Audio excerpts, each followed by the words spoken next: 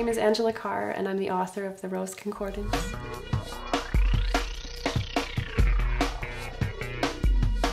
It's a book of poetry, and it's divided into sections that are called corridors because you can travel through a sort of keyword corridor through the poems.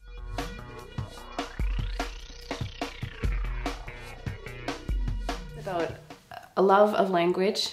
In this case, it's about loving the texture of the language I found on the pages in that old, well, it was a new book of old language, old French language.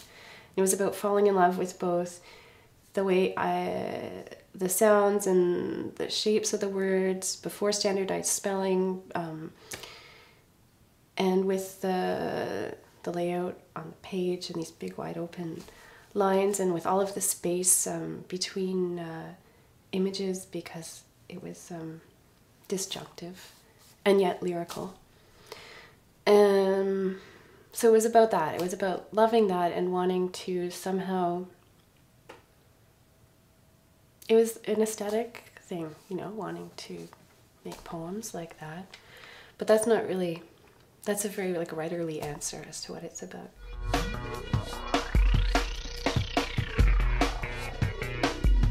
would say that I think that it's kind of like when the love and argument poem at the end of the book, I think that's what it's about. It's about love, argument. You know, whether that's taken like literally to be like a social construct or whether one's talking about argument as like a critical stance or whatever, that's what it's about.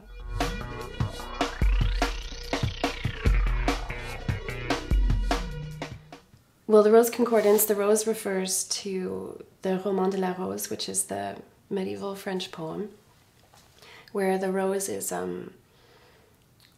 the object of the lover's quest. But it's also the book that, you know, I fell in love with at the library, and it was actually pink. And the word rose is rose, it's pink. So it's also the pink concordance.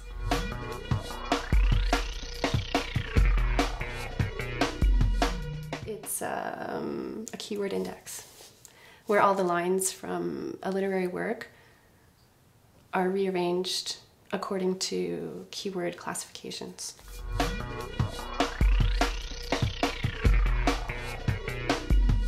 I translated a concordance.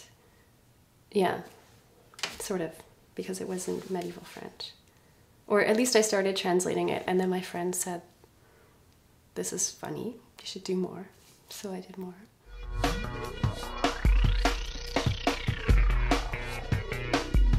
One of the first things that struck me about the concordance was, it wasn't simply the visual beauty of it, but the resemblance to, I guess, minimalist classical music in that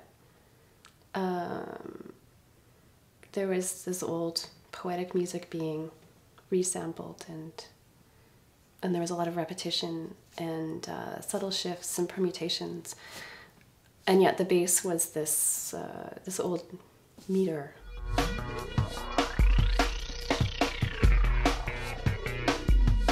There isn't really much of a relationship between the medieval poem and the book, except that there are some allegorical figures that come in, that appear from time to time in the poems. And there's some language, like the language, the love language,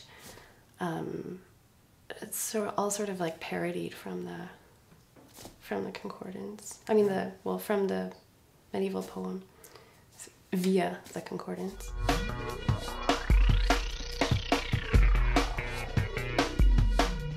I think that's the only reason I do anything, because people ask me to write poems, and then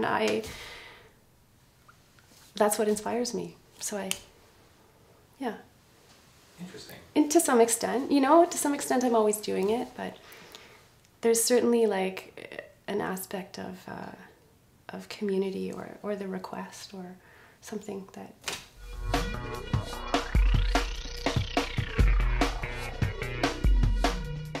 I don't think it was based on any theory.